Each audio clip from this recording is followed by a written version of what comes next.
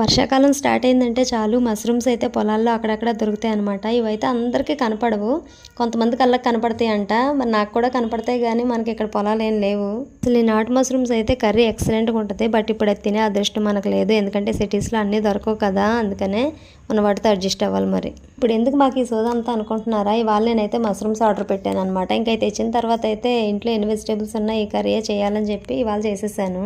First అయితే ఈ మష్రూమ్స్ని వాటర్లో వేసేసుకుని పైన ఇలా పొట్టు లాంటిది వస్తుంది అదంతా పీల్ చేసేసుకుని ముక్కలుగా కట్ చేసి పక్కన పెట్టుకోవాలి. తర్వాత స్టవ్ మీద ఒక పాన్ పెట్టుకుని అందులో కొంచెం ఆయిల్ వేసుకుని ఆనియన్స్ పచ్చిమిర్చి వేసేసి వేగిపోయిన తర్వాత ఈ ముక్కలు కూడా అందులో వేసేసి కొంచెం పసుపు ఉప్పు వేసి మగ్గిపోనివ్వాలి. మగ్గిపోయిన తర్వాత కొంచెం అల్లం వెల్లుల్లి పేస్టు, ధనియాల పౌడరు, గరం మసాలా పౌడర్ వేసేసి అది కూడా బాగా మగ్గిపోయిన తర్వాత కొంచెం గ్రేవీ కోసం నేనైతే టమాటా వేసాను.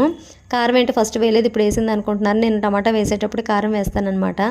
అంతే, మూత పెట్టి బాగా మగ్గిపోయిన తర్వాత ఇలా కొత్తిమీర వేసి దించేసుకోవడమే. మష్రూమ్ కర్రీ రెడీ అయిపోద్ది. వీడియో నచ్చితే ప్లీజ్ సబ్స్క్రైబ్.